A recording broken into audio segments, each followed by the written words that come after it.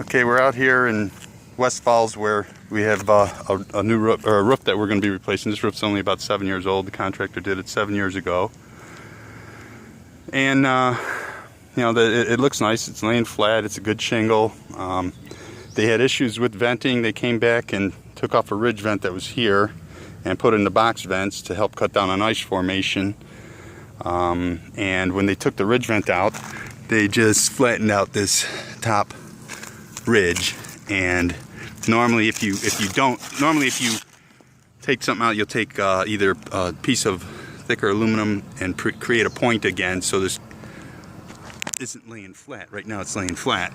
Or you lay at least ice shield over the hole, over the opening, which they didn't here. So all this water that's coming in through the flat area was just coming in and showing up on the inside.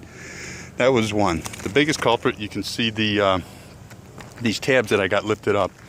I believe I lifted up about 20 of them, 25 of them, I'm sorry. And out of 25, there was 20 of them that the nails were within an inch or so from the butt joint. Some of them right on, some of them racked. And I got pictures of those. These are the skylight areas in the back. They had problems down all through this cathedral area. They had problems down and through there. You know, a couple of things that they face nailed this skylight for some reason, and we're gonna have to replace these flashings. And yes, there was a lot of snow here, and it was definitely a winter of all winters. But the problem is when there's a snow load sitting here and you got your ice formation from the warmth from underneath rises up and thaws that bottom layer, and because we had the whole week or two of sub-zero temperature, it just froze again. So if you can picture the snow and ice dam sitting here, here's your butt joint of your shingle. I don't know if you can see that. Here's your butt joint right here, and your nail should be at least, you know, 4 to 6 inches away from that butt joint. Here's a nail right there, 1.5 inches away. You go up, of course, here's a nail right inch away, 3/4 of an inch to an inch. You go up to the next one, here's another one, 1.5 inches. Go up to the next one. This one's a little further. This is 2 inches away from here. Go up to the next one, 1.5 inches away. I mean, you can randomly pull these up to see. See, now this one's a little further away, and that's the way it should be. It should be out here, and this next one should be way over here. We like to see them at least 6 inches away from the butt joints, because when you have the snow load sitting on here, you got to worry about that ice. It's supposed to have to travel to get in, and here it doesn't. It can just go straight down. We go up above the skylights, we got an inch, 1.5 inch, 1.5 inch. This one's about 2 inches, 2.5, 2 inches. I have a couple here I'm trying to find that are right on. This one's right on the butt joint, right here.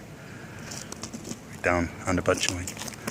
This one's 1.5 inches from the butt joint. This one's okay. This one's probably about 3 inches. This one's 3 inches. This one here, right on. Look at this one's actually rusted out. This nail's rusted out. And that's a butt joint, that's a leak right there. I had one of them that was right at the butt joint that was also racked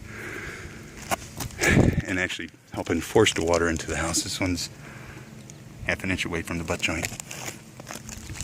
So anyways, we're going to start tearing this off. What we're doing is we're coordinating a insulation with the roof, and we're putting in our open cell foam insulation, 6 inches. We're going to be tearing, this is all cathedral in through here.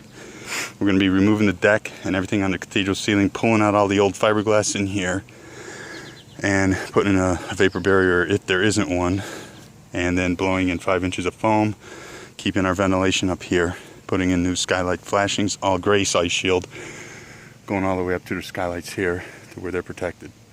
And even if you put gray ice shield on, if you have these nails right at the butt joints, it's going to eventually rot those nails out and create a path for the water to go maybe 5, 6, 7 years down the line.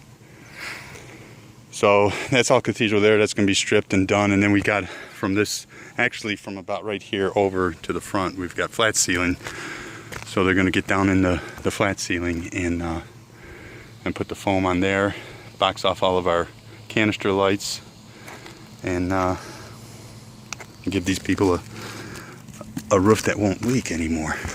Here's the one.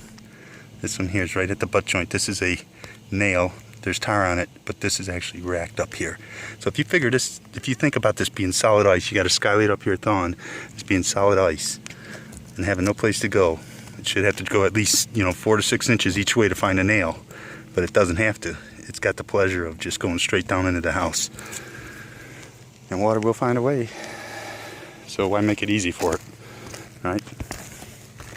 That's what I always say. Yep, this is that one that's right at it too. So we'll get moving on. I'll come back out here and check out the progress report. Keep you posted. Nothing like a nice little ranch to do, right?